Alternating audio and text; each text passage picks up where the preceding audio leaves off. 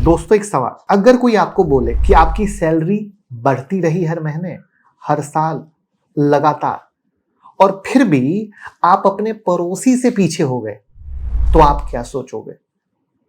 Comment में बताना ईमानदारी से, क्योंकि यही आज इंडिया के साथ हुआ है।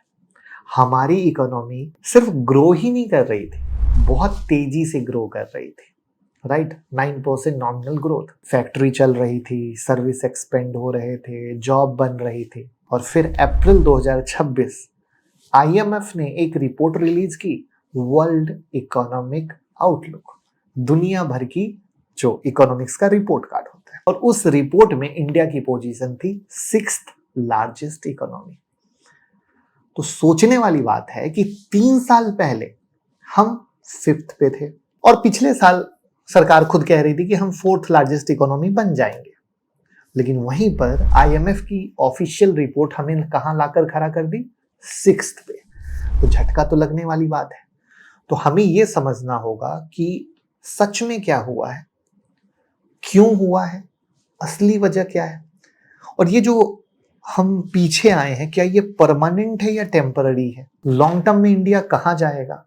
और ऑलमोस्ट फिर से वही कहानी, स्मार्ट मनी इन्वेस्टर के लिए इसका क्या मतलब है, किस स्टॉक में वो लोग पैसा लगाएंगे इस घटना के बाद, और जो सारी रिपोर्ट है उसको देखते हुए उनका विजन क्या होगा? वीडियो को लास्ट तक देखिएगा।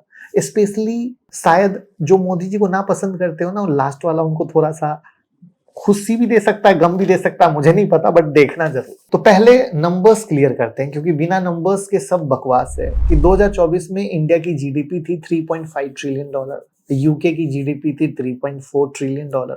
हम यूके से आगे थे, ठीक है, 5th पोजीशन पे, सब कुछ अच्छा। उसके बाद आया 2025, India $3.92 trillion, UK $4 trillion, Japan $4.19 trillion, Germany $4.7 trillion, China $19.6 trillion, और यूएसए $30.8 ट्रिलियन। 2026 में इंडिया $4.15 ट्रिलियन पे रहेगा, यूके $4.26 ट्रिलियन पे, मतलब इस साल हम 6 पे ही रहेंगे। यानी हम 5 से 6 पे आ गए, सिंपल। एक साल और रहना होगा। अब सवाल ये है कि हम पीछे क्यों आए? तो इसके पीछे का कारण है रुपया, यानी मेन विलेन रुपया। इसको एक सिंपल एग्जांपल से समझ लीजिए।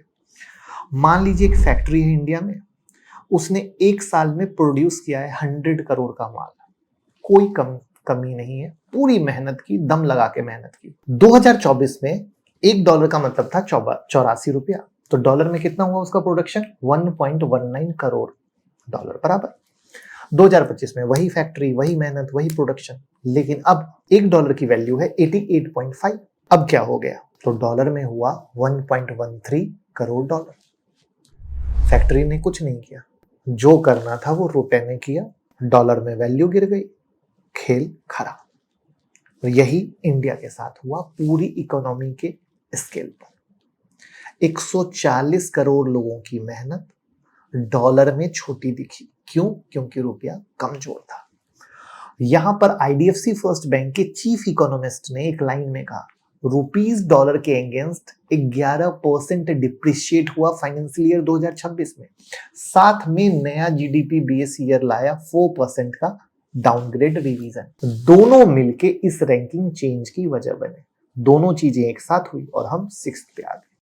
अब यहां एक बात और, सरकार ने मई 2025 में अनाउंस किया था कि इंडिया 4th लार्जेस्ट इकोनॉमी बन गया, लेकिन ये था आईएमएफ के मई 2025 के प्रोजेक्शन के बेसिस पर, प्रोजेक्शन, फाइनल डेटा के बेसिस पे नहीं। यही है सबसे इंपॉर्टेंट पॉइंट।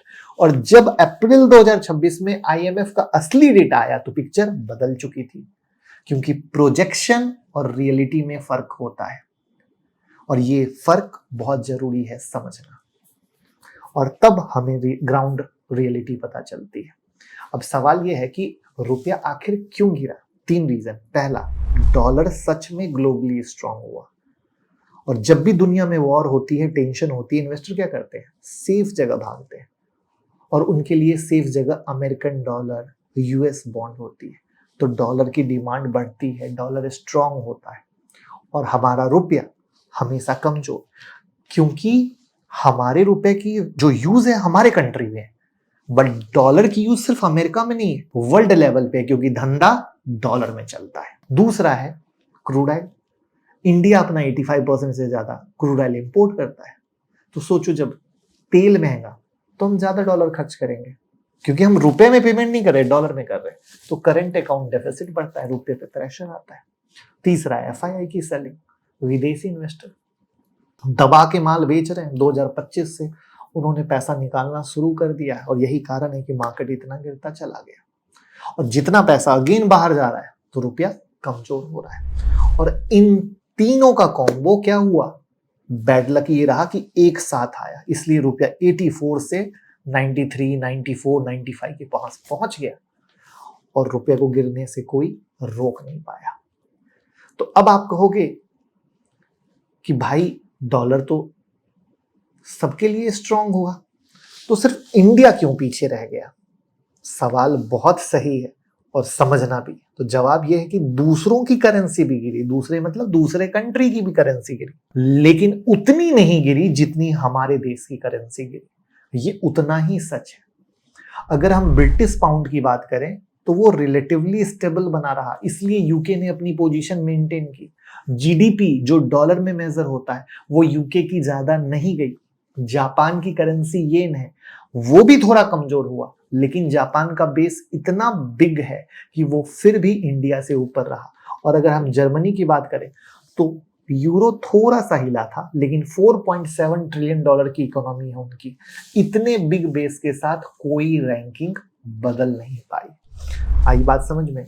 तो सीधी बात यह है कि रुपया सबसे ज्यादा इन सब में टूटा, और साथ में जीडीपी बेस रिवीजन भी था, तो दोनों मिल गए, जिसके कारण हम सबसे ज्यादा पीछे आ गए। आई बात समझ में? अब इसमें आता है कि क्या इंडिया कमजोर हुआ? अब यहां पर आपको रुकना होगा, क्योंकि मैंने कहा था वीडियो का लास्ट आपको झटका दे सकता है। तो अभी लास्ट पे पहुंचे नहीं है, बट ये समझना बहुत जरूरी है। क्या इंडिया की इकोनॉमी सच में कमजोर हो गई है? क्या फैक्ट्री बंद हुई है? क्या सर्विस खत्म हुई है? क्या लोगों की जॉब गई है? तो आंसर है नो। ना फैक्ट्री बंद हुई, ना सर्विस खत्म हुई, ना लोगों की जॉब गई। ये तो विदेशों में जा रहा है। कैसे? प्रूफ बताता हूं। ग्रोथ रेट देखो, जर्मनी का ग्रोथ रेट 0%, जापान का 0.6%, यूके का देखो 1.1%, यूएसए का देखो 1.8%, हमारा ग्रोथ देखो 6.5%। ये जो जर्मनी है 0 ग्रोथ, ये जो जापान है 0.6% ग्रोथ। देख रहे हो? वो हमसे ऊपर है रैंकिंग में, और हम 6.5% की स्पीड से बढ़ रहे हैं। तो प्रॉब्लम क्या है? प्रॉब्लम ये है कि दुनिया जीडीपी को डॉलर में नापती है, जो मैंने पहले भी कहा, रुपए में नहीं। इसलिए जब रुपया गिरा तो हमारी मेहनत डॉलर में छोटी दिखती चली गई, बस। और यहीं पर एक चीज आता है जो आपको समझना चाहिए। अगेन आप कहोगे ये स्कूल वाली बातें नहीं, स्मार्ट मनी वाली बातें हैं, स्टॉक मार्केट में इन्वेस्टर वाली बातें हैं। यहां पर आता है ट्रिपल पी, यानी परचेजिंग पावर पैरिटी। एक कप चाय इंडिया में मिलती है 15 से 20 रुपए में, लंदन चले जाओ 250 से 500 रुपए में। तो जब हम असली परचेजिंग पावर के हिसाब से देखें, यानी ट्रिपल पी के हिसाब से देखें, तो इंडिया अभी भी थर्ड लार्जेस्ट इकोनॉमी है दुनिया में। पहला कौन? अमेरिका। दूसरा कौन? चाइना। तीसरा कौन? हम। आई बात समझ में? यानी दिस इज ट्रू फैक्ट। ये वाली रैंकिंग कोई नहीं बताता है। तब सवाल ये आता है, हम कब ऊपर आएंगे? हम जो नंबर 3, नंबर 4 की बातें कर रहे थे, वो कब आएंगे? तो देखिए, जो आईएमएफ का प्रोजेक्शन है 2027 में कि इंडिया की जीडीपी 4.58 ट्रिलियन डॉलर होगी, और यूके की जीडीपी 4.47 ट्रिलियन डॉलर। मतलब 2027 में यूके को हम फिर से पीछे छोड़ देंगे, 4th पोजीशन वापस लेंगे। 2028 में इंडिया 5.06 ट्रिलियन डॉलर और जापान 4.74 ट्रिलियन डॉलर। जापान भी पीछे हो जाएगा। 2030 में इंडिया 6.17 ट्रिलियन डॉलर, जर्मनी अभी 4.7 ट्रिलियन डॉलर पे। तो सोचो 2030 में हम 6.17 ट्रिलियन डॉलर पे रहेंगे, और जर्मनी 4.7 से 5 के पास। यानी हम उनको भी पार कर पाएंगे। क्यों? क्योंकि ग्रोथ हमारा तेज है, जो मैंने आपको दिखाया।